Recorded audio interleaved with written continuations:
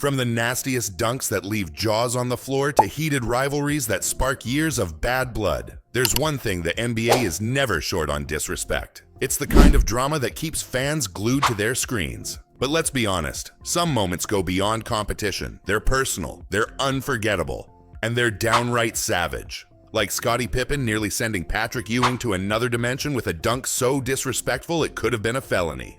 Or Trae Young turning into the NBA's ultimate villain after shimmying his way into Knicks fans' nightmares. These aren't just moments of basketball dominance. They're declarations of war. So, what makes these acts of disrespect so satisfying to watch? And why do they stick with us long after the final buzzer? Let's dive in. It all starts with Scottie Pippen. Picture this. The Chicago Bulls are facing the New York Knicks. Pippen takes the pass, drives to the hoop, and boom! He throws down a dunk so vicious on Patrick Ewing that it's still replayed decades later. And Ewing? He looked like he was questioning every life decision that brought him to that moment. But Pippen wasn't the only one. Anthony Edwards, the young star with hops like a rocket, did the unthinkable. He dunked on his idol, Kevin Durant. Imagine the audacity of obliterating the very player you once looked up to. But hey, Edwards didn't stop to apologize. He made it clear, respect is earned, not given. And let's not forget Aaron Gordon. When he went airborne and nearly put Landry Shamet in the hospital with a dunk, even the refs couldn't decide if it was legal. Offensive foul. Defensive foul. It didn't matter. Gordon had already written his name in the Disrespect Hall of Fame. But dunks aren't the only way to disrespect an opponent. Sometimes it's about breaking ankles, draining impossible shots, and letting the crowd soak in the humiliation. Take Steph Curry, for example. Back when Jaylen Brown was a rookie, Curry hit a three so clutch that it felt like he was teaching a lesson. The kind of lesson that says, "Welcome to the league, kid.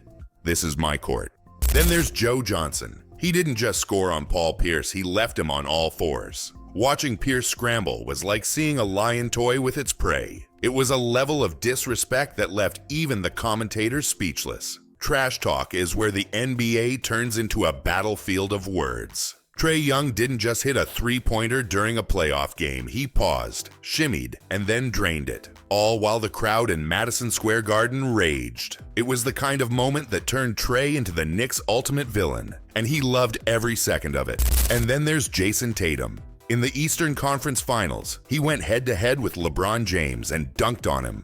But Tatum didn't stop there. He chest-bumped LeBron, yes, chest-bumped LeBron. You could almost hear the collective gasp from the audience. But LeBron, he doesn't let disrespect slide. What followed was a masterclass in dominance as LeBron unleashed his fury on the Celtics. Of course, the NBA isn't just about plays and stats. It's about emotions boiling over. Like Jimmy Butler, who went toe-to-toe with TJ Warren in a game that felt more like a street fight. Butler wasn't having it, and by the end of the game, Warren found himself ejected. Butler, he doubled down with a post-game quote, "He can't guard me." Simple as that.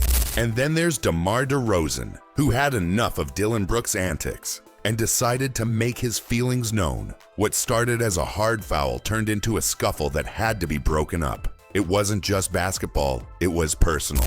Dirk Nowitzki's story is legendary. In the 2011 finals, Dirk battled LeBron's heat despite fighting off flu symptoms. But what made this moment iconic wasn't just Dirk's performance. It was LeBron and Dwyane Wade mocking him pre-game, pretending to cough and laugh. Dirk didn't respond with words. He responded by leading the Mavericks to a championship and shutting them up for good. And then there's Michael Jordan, the king of disrespect. Whether it was dominating Gary Payton after being trash-talked or humiliating his opponents with his iconic fadeaways, MJ didn't just play the game, he owned it. And if you dared to challenge him, he made sure you regretted it. The NBA has also seen its fair share of punches thrown. Like when Matt Barnes went after Derek Fisher after discovering Fisher was dating his ex-wife. Or when Draymond Green's fiery temper led to fights with both opponents and teammates, including an unforgettable clash with Kevin Durant that shattered the Warriors' chemistry. And who can forget the infamous brawls? From Malice at the Palace to PJ Brown tossing Charlie Ward into photographers, the league has had moments that felt more like WWE than basketball. Sometimes the deepest wounds come from the people closest to you.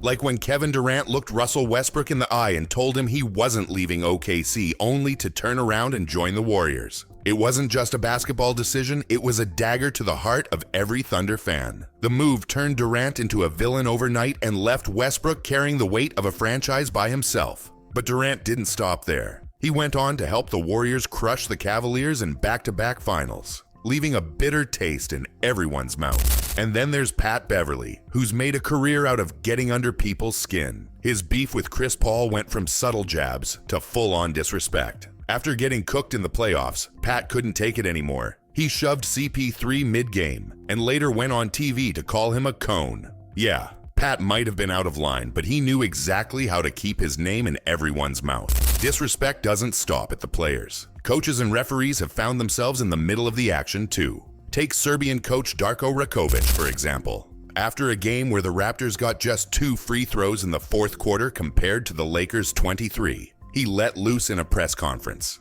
"This is shameful," he said. "Shame for the referees, shame for the league." He didn't hold back, and fans loved every second of it.